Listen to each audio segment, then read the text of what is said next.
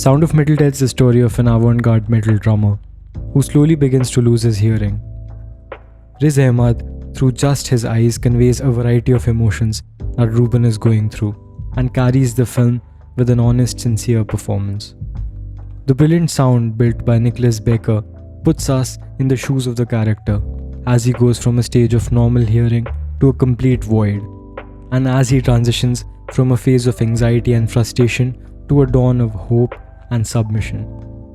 Interestingly, it's just not through sound design that Becker creates the overall sound. There's a metallic instrument called bashe that features in the film as well. The instrument, used by many experimental composers over the years, replicates what happens when sound causes the eardrum to vibrate.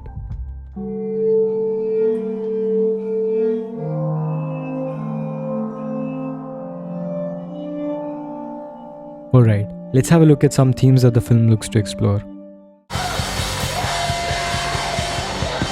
Along with his hearing, Ruben loses his identity, a hipster life as a performing musician in an emerging band, with a singer/loving girlfriend. His whole life turns upside down. Ruben and Lou visit a retreat center for the hearing impaired, run by Joe, who tells them that Ruben, as a member, ought to stay on his own, separate from the outside world. Ruben is anxious, but as Lou leaves, she persuades him to spend some time in the center. Ruben begins to learn sign language and mingle with other members of the community, giving them basic drum lessons and engaging with the children. In the process, he observes that the people here are happy and carefree. To them, deafness is not a handicap. It's not something to be fixed. However, the idea of regaining his full hearing is still at the back of his mind as he faces an identity crisis. On one occasion, Ruben is trying to fix a roof when he gets interrupted by Joe, who indicates him to stop immediately. He tells Ruben that there's absolutely nothing to be fixed in this center.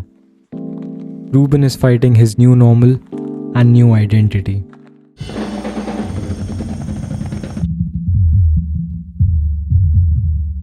Ruben wants to go back to his old days, playing drums, with Lou on the mic, and listen to the sound of metal. He undergoes surgery, thinking it's a definite answer to all of his problems. However, he's completely shattered when he realizes that he can never have the same sense of hearing again. The title Sound of Metal actually refers to the distorted metallic sounds that Ruben hears because of those cochlear implants that limit his hearing. Ruben travels to France to meet Lou and notices how much she has changed in the little time he was away. At the house party, Ruben listens to Lou and her dad performing a duet, but he's not able to fully enjoy the song due to the implants. Later that evening, as Ruben discusses the possibility of getting back in the groove, touring and playing music again, he notices Lou getting anxious and realizes it's time for them to part ways. Both of them, in an emotional outpour, thank each other for the time they spent together and for saving each other's lives. Ruben understands that there's no way he can get his past back. He's got to accept and embrace change. As Joe explains to Ruben in their very first meeting, the key is to look for a solution to the mind and not the ears. All I want you to do is just sit. Joe keeps talking about achieving moments of stillness, just sitting still without a single cloud of thought.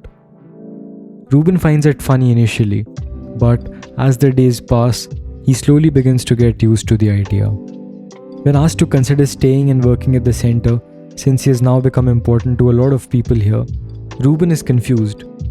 The thought of Lou strikes him. In the retreat center, Ruben frequently checks on Lou to see what she's up to, and on this occasion, when he discovers that she has gone solo and is trying out her own music in Paris, he is apprehensive that in both life and music, she will soon move on without him. This thought, combined with his own identity crisis, provokes him to carry out the surgery. However, he gets a reality check soon. Music can never sound the same again.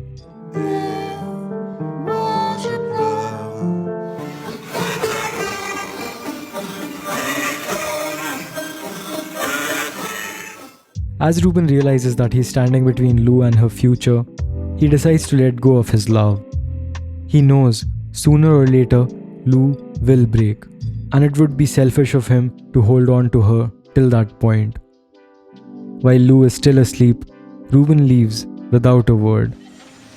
Bothered by loud, distorted city noise that culminates with the sound of a metallic bell, Ruben removes his implants, possibly one final time.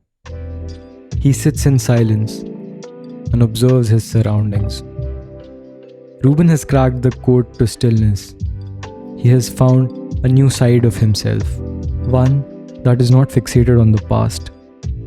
For him, the sense of connection and belonging he found with other members in the retreat center is enough. Joe's words sink in as well. Deafness is not a disability, but a way of living. Ruben shall perhaps head back to his new home now.